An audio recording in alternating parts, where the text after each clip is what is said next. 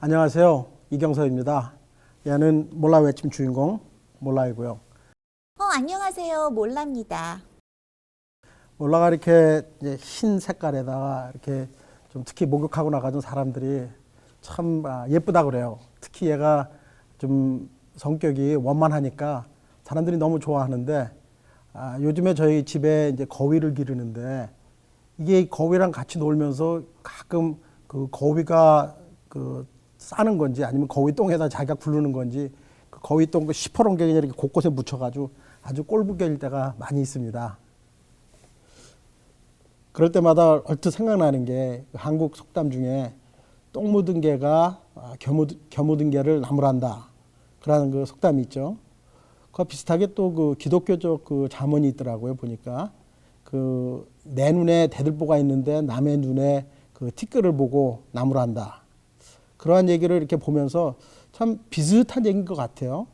그러면서도 그 좀 깊이 생각해 보면은 아주 커다란 차가 있고 거기 차이에 또 우리가 보이는 게 그 문화적 차이도 있는 것 같아요.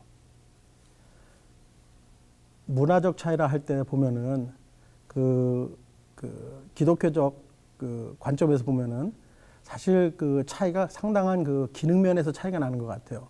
내 눈에 티끌과 그 대들보의 차이는 엄청나게 나거든요.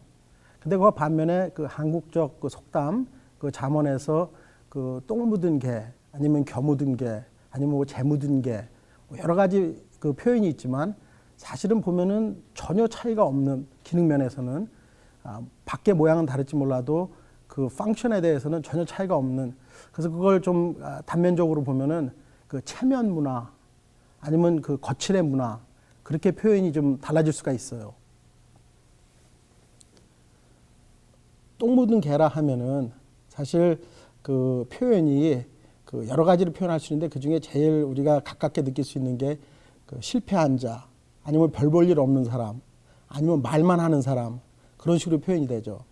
근데 그 똥 묻은 개에게 발언권을 완전히 빼앗았을 때 그 일어나는 일이 몇 가지 있어요.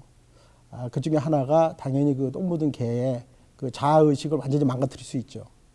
그리고 또 하나가 사실은 그 실패한 그 사람 아니면 똥 묻은 개의 그 실패의 경험 아니면은 그 실패를 어떻게 극복을 했나 아니면 왜 그 실패를 하게 됐나 그러한 그 경험담 아니면 그 극복담을 그 들을 수 있는 기회를 우리가 잃는 것 같아요.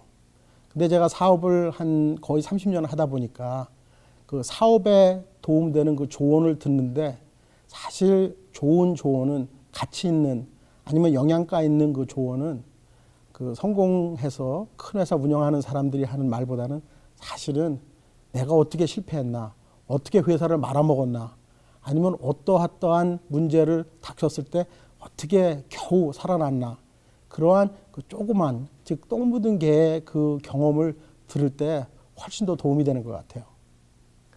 그걸 영적인 면에서 볼 때 교회에서도 보면은 커다란 메가처치의 그 목사님들이 온다 하면 사람들이 우르르 모여요. 그리고 또 그분이 뭐 책을 썼다 그러면 다들 사서 보고. 그와 반면에 조그마한 교회에서 뭐 20년, 30년, 40년 목회하던 사람이 뭐 세미나 한다 그러면 아니면 부흥회 한다 하면 오는 사람이 거의 없어요. 사람들 생각에 그 성공의 그 기준이 다르기 때문에 조그만 교회 사람이 하면 별 볼 일 없고 큰 교회 사람이 하면 뭔가 배울 게 있다. 그러한 그 선입감들이 많이 있죠. 제가 대학교 다닐 때 들은 얘기인데 그 모교에 그 지금부터 한 50년 전이죠. 그때 그 풋볼 선수가 하나 있었어요.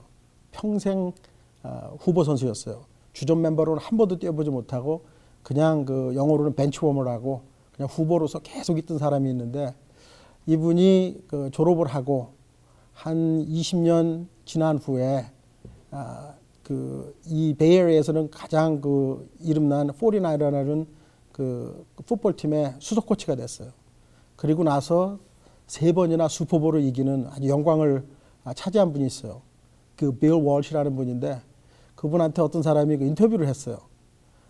어떻게 대학교 시절 때는 만능 후보였던 당신이 이렇게 유능한 팀의 수석 코치가 됐냐.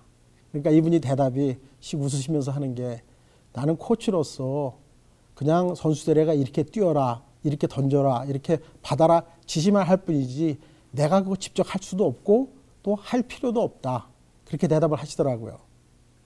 사역이나 사업에서 제가 그 후배들에게 이렇게 조언이나 아니면 또 뭐 세미나를 리드할 때 항상 그 제가 느끼는 것이 뭐냐면 내가 이 사역을 하다가 실패한 때 아니면 사업을 하다가 실수한 것, 나의 잘못한 것, 나의 아픈 것, 진짜 쓰라린 그 기억을 되살리면서 얘기할 때 그 사람들한테 진짜 도움이 되지.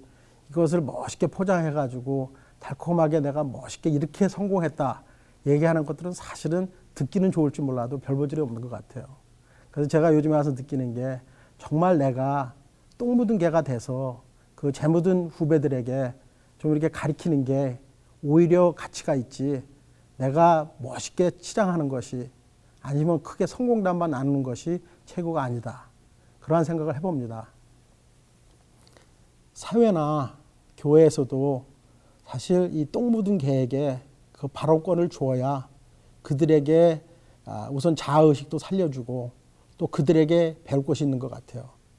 그래서 우리가 한국 속담에 똥 묻은 개가 겨 묻은 개 아니면 재 묻은 개를 나무란다. 그것을 다시 한번 생각해보는 기회가 어떨까. 그래서 오늘은 집에 가서 우리 몰라는 항상 일주일에 한 번 정도는 똥 묻은 개가 되는 것 같아요. 우리가 같이 사는 거위 때문에. 그것을 생각해보며 여러분과 나눴습니다. 여러분 다음 주에 뵙겠습니다. 안녕히 계세요. 몰라의 한마디. 자신의 실수나 과실의 경험담을 통해 다른 사람들에게 교훈이 되도록 합시다.